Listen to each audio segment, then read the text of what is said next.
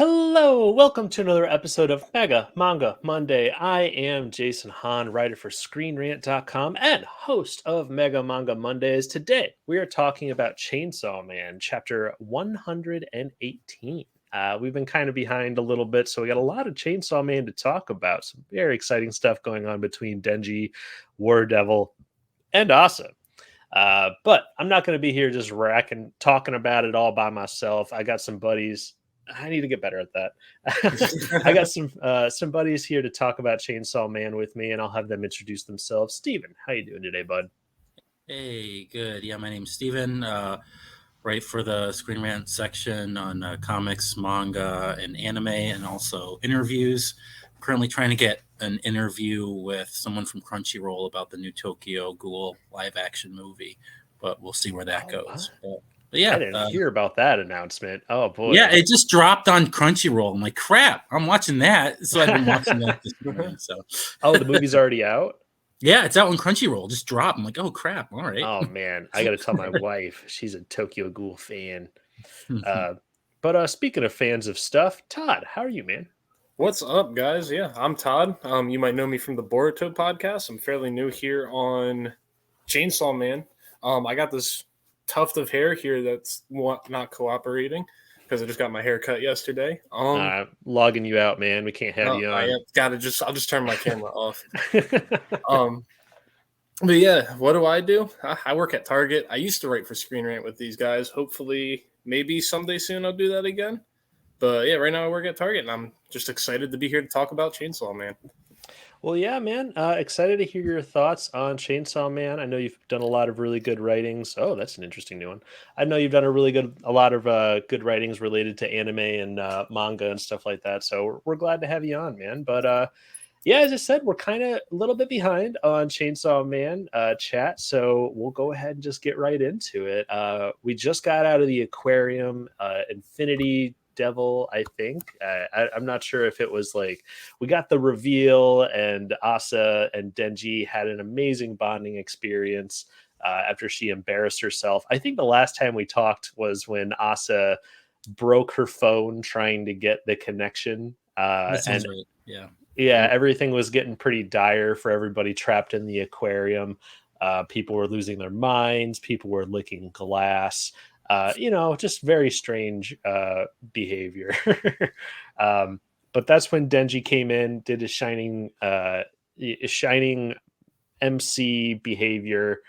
He arrives and kind of consoles Asa because she just feels worthless and doesn't know what to do, and starts cooking starfish. And I don't know, Asa kind of being like, I can't eat fish. I don't like the texture. It's just like, you're gonna die. You can't be picky. And then she just, she stops being picky and eats some fish that Denji cooked for her. And that's when she comes up with the idea of possibly using her power and using the 1,000,000 yen, which sounds like a lot. I don't know how paper currency works with yen and stuff like that, but they apparently found 1,000,000 yen going around and stealing it. I think that's like $100,000 in American dollars or US dollars. Wow. So yeah, I don't think anybody could find $100,000 just laying around in an aquarium. So somehow they found everyone's favorite narrative word. Somehow they found all the money that they think they needed, and Asa used her ability to get out of the aquarium. And that's when I guess I'll keep calling it Infinity Devil unless you guys correct me on it. Eternity Devil, yeah. Eternity Devil, okay. Popped out and was just like, that's not nearly enough to buy an aquarium. So was it like Asa's naivety that like caused it to like come out and be like, you guys are stupid, this will never work? Oh crap, it worked. I was a little confused about that. I was also very confused about that. It was kind of like they were in the aquarium and they were out of the aquarium. Yeah. Nothing. I know that those chapters had you kind of spitting on Chainsaw Man for a bit, Steven. So I'm kind of curious what your gripes were with it. Well, I mean, where do I begin? I mean, it's it has been a while, but so a lot of it came down to the fact that at first, what this whole little arc has been doing is kind of been drawing parallels to, what's been going on in part one. And there are, a few of them that I felt were really effective at first. There was a whole thing about, going on a date with someone who's manipulating you, which is like what happened with Makima and Rize. And I thought all that was great. Even the, coming back with the Eternity Devil, like just some great parallels there. But then I felt like it started, going a little bit too far. This is one of the later ones too, is when they also just brought back the whole thing of, if you do this for me, I will grant you a wish, or I'll grant you any request. At that point, I really started feeling like it was becoming almost like cliche. And it was like really bummed. It's like, I get it. We have the correlations here. You don't got to push it that much. That really bothered me. I also didn't really like it that at the end of the day, it still didn't, there wasn't a reason for any of the other guys who were there with them in the aquarium to be there. Because one of my big things was I just wanted Denji and Mitaka to be there by themselves, just because there was all that. We did have those great one-on-one moments, but it could have been so much more if there weren't other characters buffering and getting in their way. Because there really wasn't any reason for anyone else to be there. Because like they got all this random money, and a lot of this money they didn't even steal from the other guys. The one instance where it would have made sense was when Yoshida, he reveals to Denji that, even if Mitaka's cell phone didn't break, it wouldn't have been able to work. And because that was one of the reasons why she ended up, breaking down and crying. It's like, oh man, I'm a failure. I have a cell phone. It'll save everybody. So if Denji had used that information to cheer her up, then it would have made sense for at least Yoshida being there. But then at the end of the day, he just ended up, being nice and, cooking the starfruit, which was nice and all. But then it also didn't really explain why Yoshida had to be there. And then there was also the other fact. I'm rambling. Absolutely. I've been waiting to hear it. And then there's the fact that I keep on forgetting the guy, but the fake Chainsaw Man guy, who obviously wasn't. So there was that whole dynamic where Mitaka thought that he was Chainsaw Man, and that created, just a lot of tension between those two characters. But then he ends up going there and ends up telling her that he's not.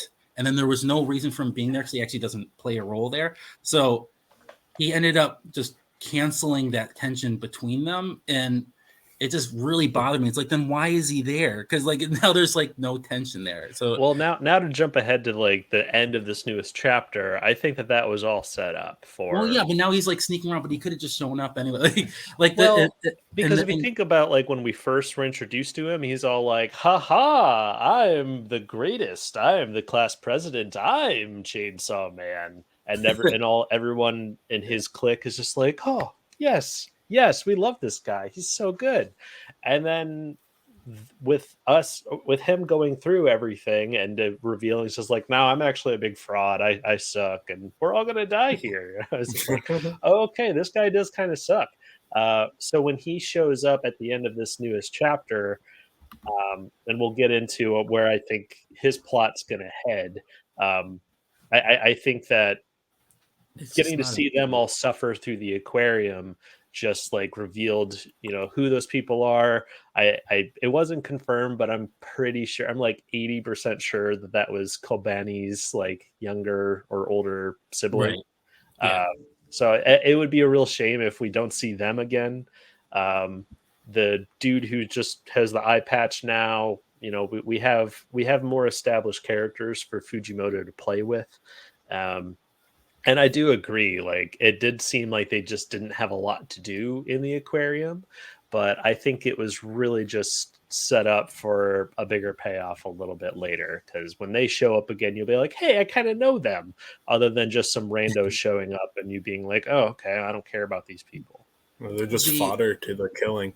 That's what I thought. Like a lot of them were there for. I thought they were going to die in the aquarium for that. So the only thing else, and I'll add to that, and then there's my other problem, was that like where he's at right now, it seems like his role is, he's going to be spying on them, because they're going on a date. He's like, oh, he said he's gonna kill her. Like, we haven't talked about it yet, but at the end of the chapter, like I just feel like his role as being the potential Chainsaw Man created a lot of conflict between him and Mitaka, and then in turn Denji. And I feel like that since that's gone now, there needs to be a bigger payoff, like you were saying, and I don't know what that could be. It's not.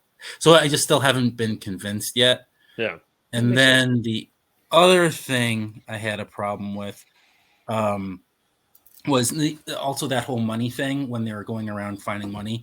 What I thought was going to happen and what I was really excited about was so they ended up getting all this money together and that was great, and obviously it wasn't enough money like the guy was saying, but what I think would have been really cool was if, and it would have drawn Asa's character, Mitaka, and Denji closer, is if they just used the money that they had on their persons at that moment. So like, it would have been really cool if she had been able to convince Denji to give the money that he had on him, which he's been using to pay up for Nayuta to go to school.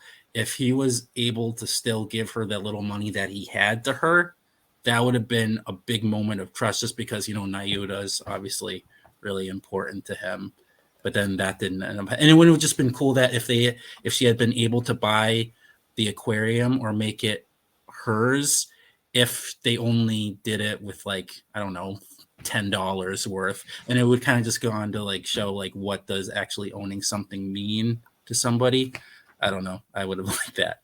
And then what was it? There was something else I wanted to say, but I think I've been talking too much, so I forgot. Well, if it comes back to you, let us know. But I can just start. We can kind of, I guess the end of the aquarium, War Devil comes out, uses the money aquarium spear sort of thing, and just explodes the Eternity Devil. And Yoshida was there too, and we got to see him. Like, I think he used like a tentacle to capture somebody, but all while this is going on, Denji's just standing there with his eyes closed. He got a penguin. Yeah, he found a penguin, and he was getting to pet the penguin, and it was adorable. That was funny. I really like that. Yeah, I was wondering, okay, how is Denji like not like we've got to have the reveal, both of them, honestly. Like, we've the narrative technique is called like a ticking clock.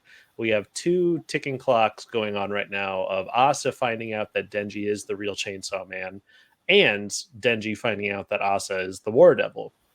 They both have crazy abilities. They're 2 of the most powerful things on this planet, and it's adorable watching them both kind of hide this from each other.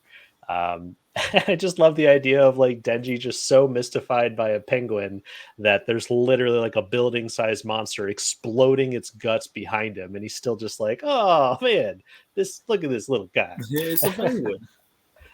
It's just like, this is definitely what he's gonna find out, but nope, that's not how it worked out. So somehow Denji didn't catch on from that, but I really enjoyed that. I thought that was a kind of an interesting way for them to get out of that, especially with like bringing up money as the weapon, because as you said, it's like us people being able to prioritize the importance of something, and that's honestly in the new chapter too we're about to get into. Like, it's very interesting to hear like how Asa's abilities work, because even seems like Asa and War Devil don't have a full grasp on how it all works.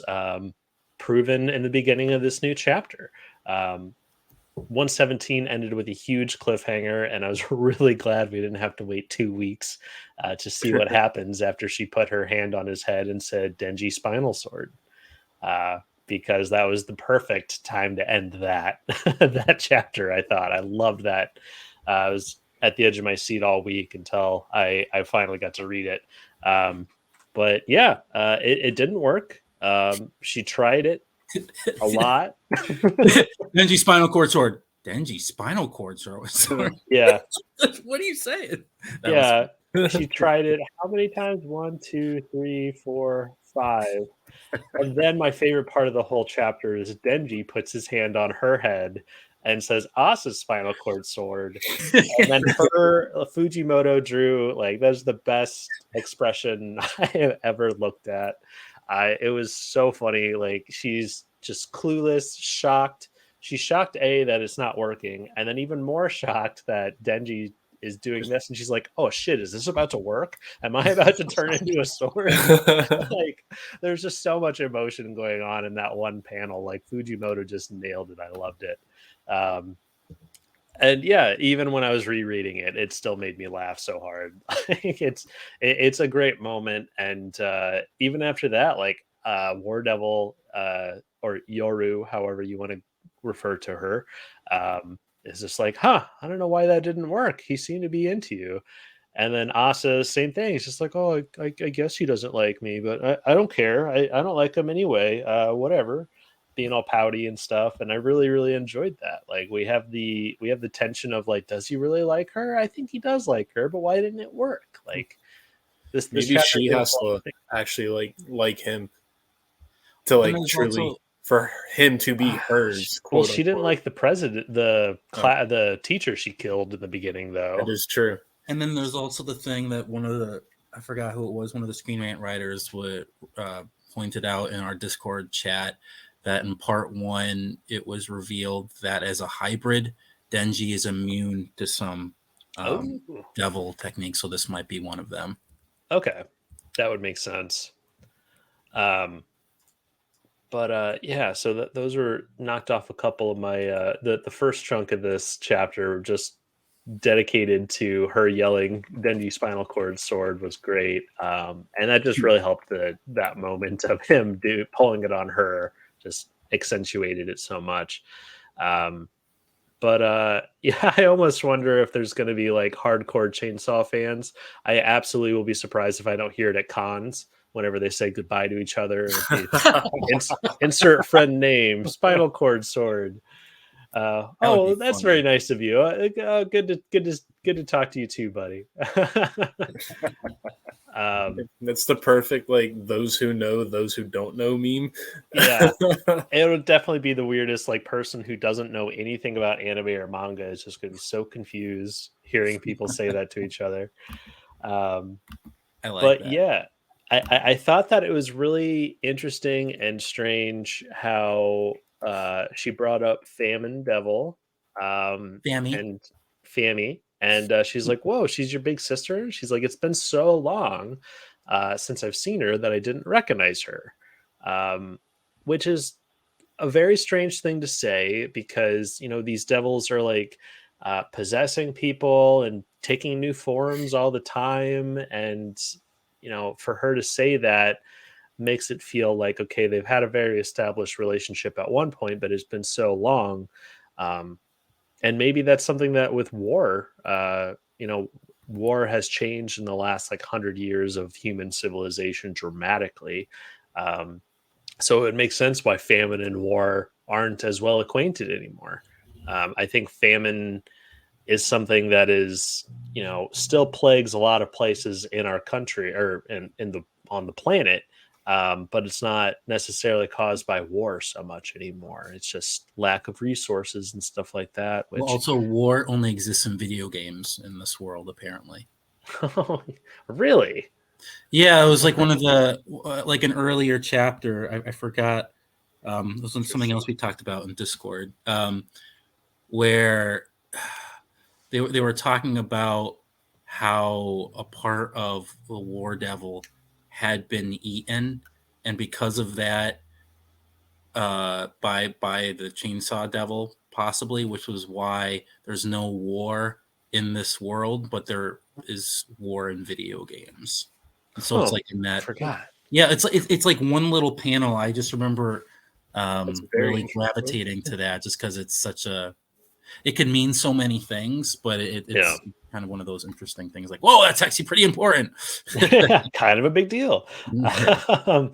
But yeah, it was like, as soon as Asa started, like, pressing her about the family, she's just like, wow, she's famine is crazy. Don't just stay away from her. She's like, wow, even though she's your family. And that's, like, the information I'm most anxious to hear about. Like, we even talked about in previous podcasts too. We have like the four horsemen who are supposed to be like, some of the most powerful forces on the devil's side and stuff like that. The harbingers of the apocalypse and all that stuff.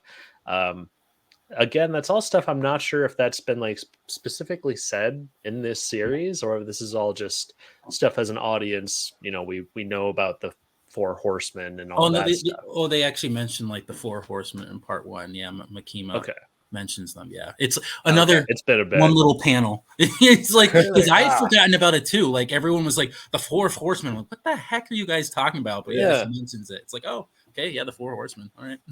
Okay. Well, as soon as she asks her about that, even though she's about family, then she passes out so hard she literally face plants into the bed. So I'm just I really want to know more about that. And as soon as like it's teased, nope, I'm too tired. I can't talk about this anymore. I don't know, a little bit of speculation there. I don't know if you guys have any ideas on that dynamic. That's not what I want to talk about. No. Do you have anything?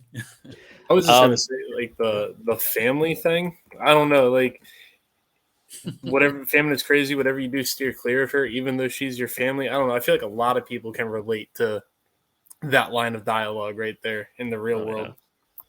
That's what everyone says about me, everyone in my family. Stay away from Steven. He's weird. That's what my dad said to my now wife when they first met. Like, what are you doing with him? Oh, geez. That's not cool. Stay away from that Steven. He'll want you to talk about Sonic for hours. Wait, have you heard about Ada from Boruto? Yeah. Do you have time to hear about our Lord and Savior Ada? Man. But yeah, as soon as like she passed out, and she's just like, oh, you gotta take a bath before this and stuff. Then we get to like Asa can't stop thinking about Denji. She's smitten, guys. I think Asa's legitimately in love, and the whole idea that he might not like her the same way is only going to push those feelings even more. So yeah, us getting a couple pages of her just thinking about Denji and thinking like, oh, I thought he liked me. Well, why doesn't he like me? Oh, bummer. The cherry on top is when she says, I hate him. Just straight up, I hate him. That's the thing that's like we were talking about a little bit. We were talking about a little before the podcast, me and Jason.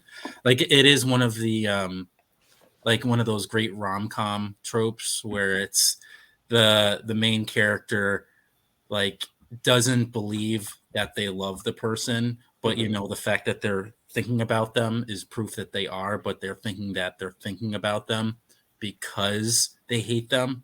It's one of those tropes, but Fujimoto is doing it really well here. Yeah, it's kind of the same sort of thing whenever I am obviously a big One Piece fan. And you are?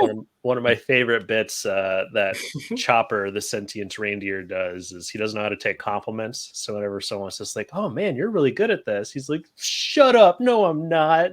Making your compliment doesn't make me feel good at all. While he's like dancing because he's so happy that somebody complimented him. Like I'm a big fan of that trope. And obviously Fujimoto did it with a lot more class here. But not saying One Piece is unclassy. You go listen to Mega Manga Mondays podcast on One Piece to hear more about me on One Piece. But the way that they've been building this up, and as Steven said, we talked about it a little bit before recording. As somebody who has just like ingested mostly popular shonens and stuff like Dragon Ball, Naruto, and stuff like that, I think that the way Fujimoto is like setting up this romance is one of the best I've read. Like I am so invested in how this relationship develops and how it grows. I'm not even sure if I wanted to end with them like married and have kids and love, like, Oh no, it's gotta end tragically. It's gonna, but I'm fascinated in where this relationship's gonna go, and I'm just really, really loving watching it develop. And welcome to my world, Jason. Yeah, right. I need your top 5 romance mangas stat. But yeah, it's like you said, like he's doing it very well. Like it seems believable. There's just no all of a sudden, oh, we love each other. We hated each other a panel ago, and now we love each other. Like it's very like the pacing on it's good. Obviously, we don't know how it's going to turn out, but he's doing it well. Yeah, because I mean, going from like Naruto or Dragon Ball, like any romance in that is just like I suddenly love you a lot, and you're like, okay, I guess we're together now. A couple years later, we have a kid. Cool. It's elementary school, kindergarten. Yeah. Hold hands. And so I mean, just the way the pacing that he's like developing this relationship, like I'm just all in. Like there's been some times where we're like, oh man, or not so much us. I think we've all, for the most part, have had like faith in Fujimoto. It's just like, all right, I'm into Asa. Let's see how this goes. But the internet's a different story. I know when it first started, people were like, "Where's Denji? I want Denji back. Where this isn't Chainsaw Man." That's what they sound like. Yeah, in my head for sure. And most of the times I'm on Twitter and I'm reading tweets. This is the voice I read it on. That's a pretty good Homer voice. Thank you. Lots of practice. So yeah, as soon as like we get the great panel of Asa like biting her lip and being like, I hate him, he's so irritating. Then we immediately cut to Denji being like, I've got the perfect date idea. Let's go see a movie. Let's go to the movie theater, because that's my idea of a perfect date. And that was a freaking troll to me. Yeah. Let me tell you personally, movie theater dates, worst dates. Yeah, don't do movie theaters on first dates, because you're just sitting there in a movie not talking to each other or anything. Well, like I think that. We hit it off well. We didn't say a single word to each other the whole night. Yeah, I don't know anything new about you. Maybe third or fourth date. You know, I do love the experience of the theater. At least I used to, before people forgot how to act at movie theaters. I've had some bad experiences lately, but you know what? I think Denji's idea did sound pretty cool. Going to see a bunch of mummy movies. I would have hated if that happened though, because it's like, then that would just be like what happened in part 1 with Makima when they went to the theater, like because it was a marathon. Like they were just going to see movie after movie after movie. I'm like, because that was one of the points where I was like, oh my god, he's doing another parallel.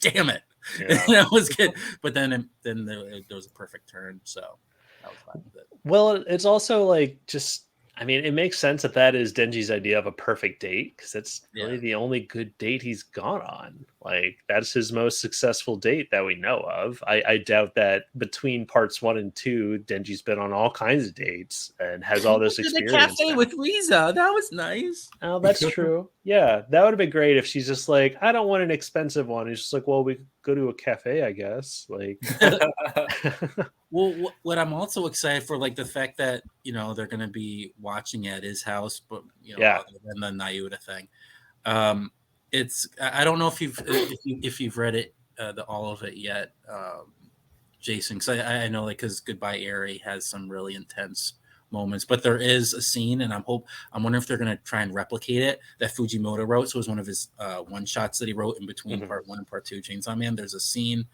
where these two characters are just sitting and watching movies together, and it was one of those instances where Fujimoto draws like the same panel over numerous pages with very subtle changes, and I'm wondering if he's going to be doing that here, just because it's just like kind of like a fun revisitation of something that he's done in his other one shots. So I'm kind of excited for that. It's a cool reference there. We'll see how it turns out. I think it's revealed, she says that sounds a little expensive to go see a bunch of movies. Why don't we just rent a bunch of movies and hang out at one of our houses? And that's definitely like I think it's kind of strange for Asa to like drop that, like Netflix and chill, man. Netflix. Yeah, I was gonna say, like, that's kind of like second or third date sort of ideas, because that's kind of like, all right, maybe we'll cuddle, we'll see what happens. So I thought it was really forward of her to be like, no, if we don't do this, then there's no date. Like, wow, all right, you sounds like you know what you want, Asa. All right. More power to you, girl. But I really, really liked like Denji's hesitation to it. Like, oh no, I don't know if I can bring you here. it might not be safe. You might die if you don't follow the rules, which just brings up a whole bunch of questions. My first thought was like, obviously we're excited to see Nayuta again, see how she's grown and developed, see how the dynamic is between her and Denji, because Fujimoto's kept that in the back burner. Like we don't know anything about that. So it's really... You just gave me hope. I almost called you Denji. That was weird. No, it's I've been called worse. No, because like the way I was reading that, like, you know, but on one condition, you have to follow our house rules. Like I saw it as him being like he's just being very protective of Nayuta, just because like in a previous, and this was one of my other grievances. I don't know if I'm going out. You can tell me to shut up if you need to. But there was there was the earlier part when he first mentions Nayuta or references her. Like he calls her like she's like my friend / sister type deal, and it like in a very positive way, which was like a lot of people saw it as, you know, justifying his earlier act of, you know, cheating out on the homeless people and, you know, taking their money basically. Yeah. Because he was doing that to, you know, raise money for her to go to college. And, you know, it just like shows that they have a great relationship. And the way I read this was, you know, on one condition, like, because he wants to protect her. And that really made me sad, just because one of the things that I really liked from part one, and which is one of the reasons why Fujimoto is so great, is like he really likes keeping things ambiguous so that readers can really, you know, make their own interpretations very easily. Mm-hmm. And like one of the things I always read from part one was that he was terrified of you know, when Pochita told him to, you know, to take care of Nayuta. He was terrified because it was just the fact that, you know, she was the reincarnation of Makima, who he loved and who he ate, and like who manipulated him. What a sentence! Yeah, like yeah, and it's like I always saw him as like dreading that relationship, not for a positive thing. Like just like I saw it as him being forced to be living with someone, even though she's a different person, being forced to take care of a person who basically ripped his heart out. Literally ripped his heart out, actually. Literally, yeah. And I was always excited that was what the relationship was going to be like, was like just him suffering by being around her all the time. And so these latest chapters were kind of showing me that my reading was completely wrong. And that made me really sad, because that was one of the things I really liked about Chainsaw Man, was all like the suffering that Denji was going through. So that's why your reading kind of gives me hope that maybe their relationship isn't as positive as it seems to be, but that's just me. Yeah, I am very curious to see how she is really at all. Yeah. This kind of this little tidbit at the end made me almost think that maybe she doesn't have, and I forgive me for the ironic comment, but I almost wonder if the control devil doesn't have control of her abilities yet. That's actually pretty astute observation. That's actually pretty interesting. That's actually what I was going to speculate about, why if she breaks the rules, she dies. Yeah. That's how I read it too. I didn't read that at all, and you guys are giving me hope now. Yeah, that's kind of, I think, why Denji was so hesitant about it. It's just like, oh, I don't know. Like, if you don't follow the rules, and if Nayuta doesn't have control, then Asa could die. Which is weird, though. Then why would he want her to go to college? It's like, it seems like she'd want to be like separated, like in a... Yeah, well, it's just, as he has said, he wants her to have like a very normal life. Well, maybe she's not ready for it. Yeah, and maybe she's just not ready for it. And you know, maybe he's like trying to work with her to like help develop her abilities. I would almost love it if badass guy who taught Denji and Power how to fight, the guy with Kishibe, is that his name? I'm really bad with names. The old guy who drinks a lot. Yeah. I would love it if like he is helping like her develop too. Oh, that's interesting. Um, Because he I mean, was we there haven't when seen him. Bushido made the, told him to take care of her. So that makes a lot of sense, actually. That he would Yeah. be in- I don't suspect he'll show up anytime soon, but I think it would be kind of weird, honestly, if he's at least not helping, like her not to turn into a new Makima, because as we learned like throughout the series, like that was his biggest like problem, I guess. His biggest obstacle was Makima. Uh, and him trying to figure out how to take her out like throughout the entire thing, and he somehow survived. He was a character that I wasn't really sure was going to make it, and he did. Speaking of characters I don't think are going to make it, class president listening in and being like, whoa, did he say that she would die? I absolutely think he's going to be snooping. He's probably going to be peeking, and I think he's going to die. I think that he'll be the thing that demonstrates Nayuta's new power, him showing up and barging in, or possibly getting caught by Nayuta and she just explodes him or something. Like, oh man, it'd be great if like she does the whole hand sort of thing and just You're not supposed to be here. Yeah, tell me what your name is, and he's just like and then she just explodes in front of Asa. And at this point, Asa doesn't know Denji's Chainsaw Man. And then she sees this happen. Like, what's Asa going to think about that? And like, Just be like, better not break the rules. Yeah, exactly. Man, you guys are making me so excited now. I'm excited. Like I thought that this all like flowed really well, and I think even a few podcasts ago we were like, oh boy, I wonder what Denji's apartment's gonna be like, because he's raising the control devil, and we got so many things that just like could happen. But yeah, it sounds like we're kind of blowing your mind, Steven. Like what were some things that you thought were gonna happen before? Like what were you speculating?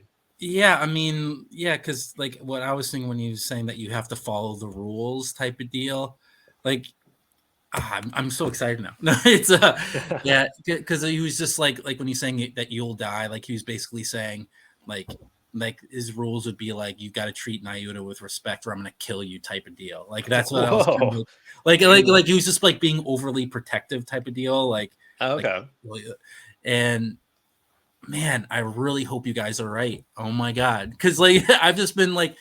Because ever since Denji made that comment about how they're best friends and stuff, I was like, oh man, they have a great relationship, everything's normal. I was like, no, that's not what I've been waiting for, and now it's back. So thank you guys. We brought him back. How about you, Todd? I'd like to hear like what do you think will happen next, or what do you want to see happen next? I'm kind of in the same boat as you. I think we're gonna see class rep die. I'm not going to say like I hope that happens, but I think that'd be interesting to see, because I mean I don't really see how he's going to help the story go forward anymore, especially if he's going to be like he's taking on this role of I'm going to snoop around and see what's up. Yeah. Well, I thought it was really interesting that Fujimoto decided to like reveal the whole like, oh no, I'm not Chainsaw Man. This is just a crappy little thing. I'm a fraud. I was so like, mad at that. I thought it was so odd that it like that's the time you drop that, because then that completely changes like our perception of him. It changes Asa's perception of him. I'm not sure if Denji even like had any care or thought or even was there for that part of the conversation. I'm Chainsaw Man. Yeah, he's like, oh, you're not him, I'm him. So I almost wonder, like, maybe class president's going to bring the other Devil Hunter Club members to the apartment. He's just like, guys, I think Asa's in trouble. We need to go like help her in case something bad happens. Because we spent some time with them. I think it just was setting up more moments with them. And so I wonder if they'll have a part to play in this too. But yeah, very excited to see how date number 2 goes. Boy, I want them just to have a normal date. Honestly, like at this point, their first date was foiled by the Eternity Devil and Fanny. I don't think their second date's going to go very well either. Yeah, that'd be like a page turner. It's like you turn the page expecting something crazy to happen, and it's just normal date. Yeah, and then then she the just very leaves, last panel, she's like, "Oh, that was kind of boring." Yeah. Well, I think we'll see what happens. Unfortunately, we're going back to, I think, bi-weekly releases, which we didn't have as big of a cliffhanger as we did last time. If the last this time, is a bigger cliffhanger. Like what you I just know, did. not to diminish it, but I gotta say I was a little relieved to see, like, all right, next chapter's in 2 weeks. I was like, okay, take your time, Fujimoto. That's cool. I'm excited. We got the time to speculate and talk about it. But last time, Denji Spinal Sword, if I had seen next chapter in 2 weeks, I would have been like, damn it, because I had to know what was going to happen. And so I'm stoked and very excited. Let's see if I got any more notes here. Any other thoughts, guys, on Chainsaw Man before I finish up anything here, or move into plugs and recommendations, maybe?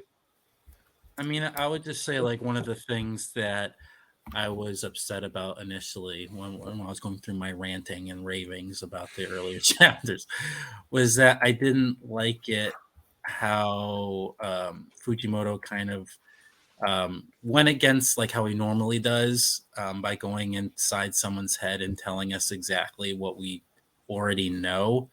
So like in chapter 117 at the very beginning, so at 117, right when the Eternity Devil shows up and they get out of the aquarium, is when Denji thinks to himself, wait a sec, what am I doing? I made up my mind to quit it with the mindless obedience.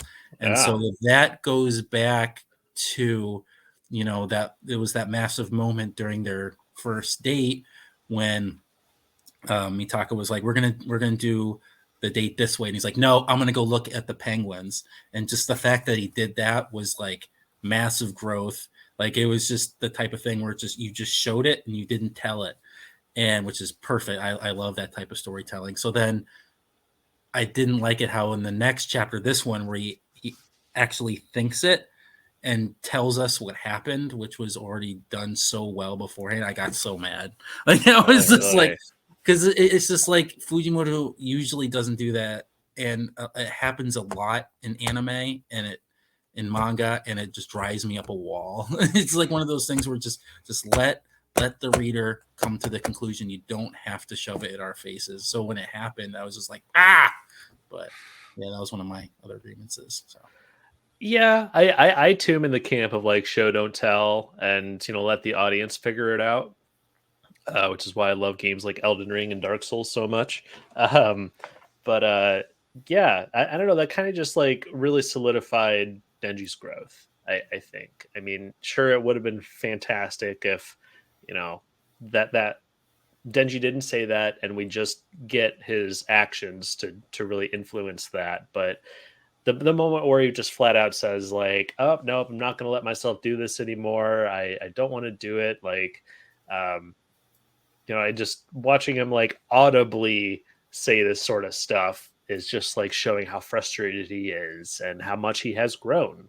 So I kind of see both sides of it. I mean, just to be the devil's advocate there too, is the only thing that I get from it that is a positive thing is that it just shows that he isn't as fully grown as we thought, because it's the fact that he seems to, just the way he says it, it seems like he's still struggling with that. Like, this is what I'm doing. I'm going to be doing this because I need to do it. So it seems like he's still struggling, which is the only add-on that I'm getting from getting into his thoughts, if that makes sense. Yeah. It's kind of like he's on the journey now to fixing himself, for lack of a better term.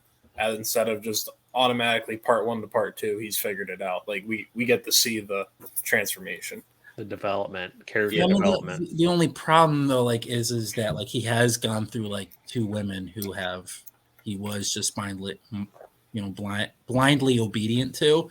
So it's like we do get it where it's like he should be at the point where he's able to evolve. So I mean, no, I don't know. Third time's the charm. Third time's the charm. Yeah, there's the rule of 3. Yeah. Well, I don't know. I kind of feel like I mean, obviously Makima was what Makima was. But with Rize, it was like at first she had her, her issues, and then they talked it out, in a shark tornado bomb filled conversation. And then at the end, she did make the choice of like, you know what, I want to, I want to pursue this. I want to do a relationship with Denji. She legitimately fell for it. And then Makima said a big old no. And Denji never knew. That's the thing. That's still so sad. Yeah. He never knew. He still thinks this is his I almost wonder, like, because again, this is something that Fujimoto showed but didn't tell. Because at the end of that bit with part 1, when he has to fight Makima, and like she brought pretty much everybody he had interacted with or fought into fight while he's in super devil chainsaw man mode. Bomb Devil was there, but we never got a moment of like, wait, what? Yeah, she was like she was one in of full devil Makima's mode, henchmen, reanimated Yeah. henchmen. Oh. Because at the end when they have their big huge fight, there's Katana Man Devil mode is there, Bomb Devil mode. Like I'll have to go back and reread it because it's been a bit, but It was kind of like every antagonist they came across up to that point was there. yeah. I forgot about that. That's right. And yeah, there was like specifically the moment where I saw Bomb Devil, and I'm like, oh god, no, Denji, don't look away, Denji, look away. But and then we have this Asa situation where same thing. Like I would say almost, well, no, it's the exact same situation where she has a motive. She doesn't want to build a relationship with him. She just wants to use him as a weapon. And we're taking a lot more time and energy to build up this relationship to get her to the point of like, I kind of love this guy. I mean, I hate him. I hate his guts. And I think it would be a huge disservice if Fujimoto does the same thing. So I think this is gonna work out. We'll see how the lovey-dovey Fujimoto wants. Yeah, he wants us to think he's going to do the same thing. Right. Well, which I think is what one of the big trolls was for before, when they were bringing up the fact that it's like, hey, let's go to a movie theater. Like it seemed like it was such a troll by doing that, and I'm like, oh wait, no, let's do this thing instead. I was like, oh, you got me, because I was already like in such a bad mindset. I'm like, Fujimoto, why are you doing this? So yeah. I think he's writing this specifically for you, Steven. He's writing to me. Oh man, that would be amazing. But that would he's a big Mega Manga Monday fan. I'm only critical of Fujimoto because I really respect him. And then like, so when I feel let down, it's like, dude, you're better than this. But he usually proves me wrong anyway. So yeah, he's just like he's just a great mind. Yeah, it's a beautiful mind. I like it. A beautiful mind. I have really been enjoying the Discord comments whenever a chapter comes out and you're like, man, this is garbage again. I hate this. Like, we'll see if that changes, buddy. Because I remember beginning of part 2, we were like, oh boy, if I hope Yoshida shows up, and I hope Denji doesn't show up. And then Denji shows up, and we're like, we hate this. And then literally, like within a couple pages, we're like, we love this. So it's a roller coaster. Thank you, Fujimoto, for creating this theme park ride for us. But yeah, that's about all I had to say about Chainsaw Man. We'll go ahead and move into plugs and recommendations, unless you guys had any closing thoughts. I'm just excited to see what happens next. And you guys gave me hope that Nayuda could be crazy. I'm really excited about that. For your sake, I hope she's crazy and dysfunctional, just like Makima. Yeah. Oh no, that's kind of the thing. Makima was super functional. Like she just had, control over all aspects of it. That's true. That's kind of why I'm so curious to see how this shakes out, because she's not like a full-grown woman anymore who knows what she wants. She's a child, and there's just so many facets and ways that Fujimoto could go from here with that personality. Like kids are evil and manipulative and selfish. They're still, man, Todd's about to have a kid. What are you doing? A lot to look forward to. Like Todd's getting in the right hand. Evil, they're manipulative. Yeah, you got. I already knew all that. Right, you got to teach them otherwise. And Denji isn't necessarily the greatest teacher in the world or the most, adult person on the planet either. So there's just so many ways that this could shake down, and we'll definitely be talking about it on Mega Manga Mondays when Chainsaw Man comes back. So please look forward to that. But yeah, we're on YouTube. We got a visual podcast where you can see our glorious faces and what my hands are doing right now. Please subscribe and comment. Leave us a comment on what your favorite parts of the chapter was, and your thoughts on Chainsaw Man. If there's anything that you feel like we missed out, please let us know. You can also follow us on Twitter at Manga Mondays for updates on when new episodes are coming out and stuff like that. But please reach out. We'd love to hear from you.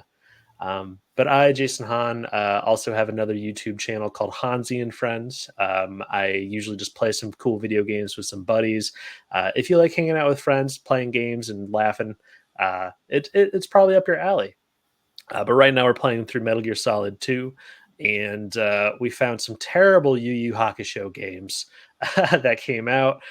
We're playing a Game Boy Advance Yu Yu Hakusho game right now, which has It is not aged very well, but we have a lot of fun. My buddy does a great Kuwabara impression, and it's pretty funny. So check that out. Subscribe to Honzy and Friends on YouTube.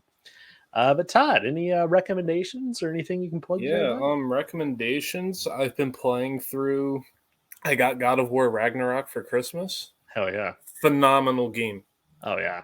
And that's actually, I didn't realize it until I just said it now, but that's a great segue into my plug. A buddy of mine and I were about to start our own podcast. We don't have a name for it yet, but essentially we're going to be talking about mythological creatures and what might have inspired them in real life or what they could have actually been in real life. Cool idea. I don't know when the first episode's going to be out, but we're planning on recording it this coming weekend. So stay tuned for that. Absolutely. Well, can people follow you on Twitter or anything like that for updates on that? If you want to follow me on Twitter, you can find me Todd the Writer, all one word, 21. Don't post on there too much, but yeah, that's where you can find me on Twitter. Awesome. Well, as things develop on the podcast, let people know on that Twitter so they can follow it. We'll brainstorm some names with you after we stop recording. All right. Steven, how about you, buddy? Hey, yeah, I would just say for Sonic fans, we just got the great concluding issue of the 4-part miniseries, Scrapnik Island. Really great storyline. So amazing. Yay. Good stuff. It's always great when IDW does something good.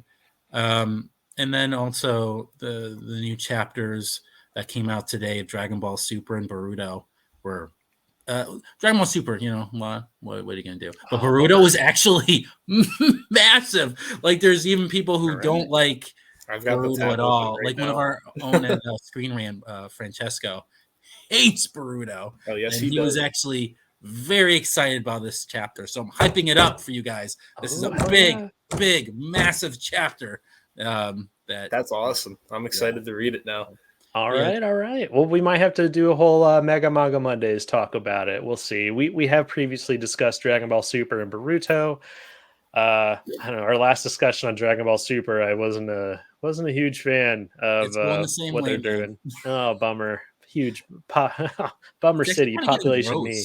It's getting in taboo territory for me. It's like, whoa. Oh, no. Well, hopefully they wrap it up soon. But yeah, anxious to check out Boruto. As I said, we got other podcasts too. We talk about series like One Piece, Boruto, Dragon Ball Super, Chainsaw Man, My Hero Academia, just to name a few. So if you are caught up on any of those series, check us out on those too. I think we'll go ahead and wrap up this episode of Mega Manga Mondays. Thank you guys so much for your time and thoughts. I'm glad we could get Steven re-excited for Chainsaw Man.